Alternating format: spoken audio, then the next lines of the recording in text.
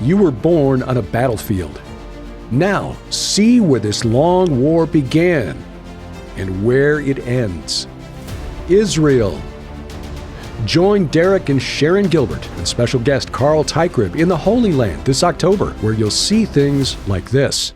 Well, from there, we traveled on to Mount Ebal. You may pronounce it Mount Ebal, but we've been told it's actually a V sound. And this is one of the sites that is really not touristy in the least. Archaeologists are not agreed with the late Adam Zertal, who also found El Awat, that this site is the altar of Joshua. But it's on the correct mountain. It's just not on the side of the mountain that the scholars expected to find it. But it's dated to the right time period. The bones that they found were the types of animals that would have been sacrificed by the Israelites. And it dates, the pottery that confirms the dating. So it's the right mountain. It's the right time period. You can't argue with the fact that the stones are there. They were not built in an altar anymore because Joshua and his men destroyed it, or his descendants destroyed it when they were done with it. Ritually buried. But the archaeologists have rebuilt it using the original stones. Yes. The altar is built the way it was described in the Bible. It's dated to the right time period. It's in the right place.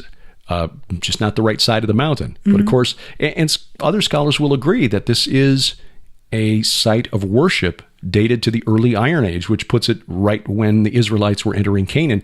It's just they don't want to admit that any aspect of history recorded in the Bible is true. And I would say also that Reshef does not want it revealed. The spirit behind all of that does not want it revealed.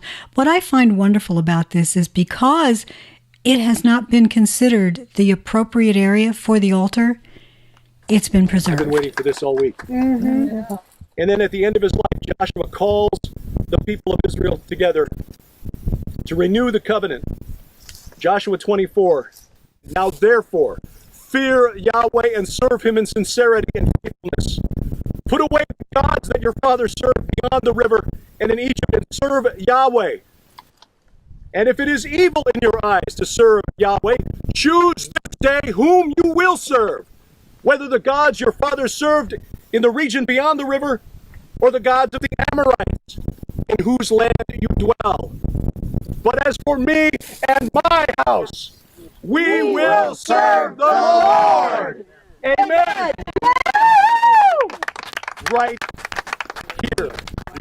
But that was so powerful. And you were under attack. You were having a lot of difficulty while we were up there. Yeah, again, the heat was really bothering me, and I don't handle the heat as well as I used to years ago. But I think the enemy was trying to take you down. It's difficult enough when you're in an atmosphere, an environment that's entirely, honestly, foreign to you. But when you add excessive heat that you're not used to, but also height. I mean, the altitude here was a little higher than we're used to. But it was well worth it. I am so glad that this was on the tour. We've got this on our list for next year, and we just pray that it's still open to Western tourists when we return in 2020. Me too. Join Derek and Sharon Gilbert and special guest researcher, author, and lecturer Carl Tykrib in Israel, October 19th through 30th, 2025. This is not the typical tour of Israel. For information and to reserve your place on the 2025 Gilbert House Tour of Israel, please log on to gilberthouse.org/travel. That's gilberthouse.org/travel.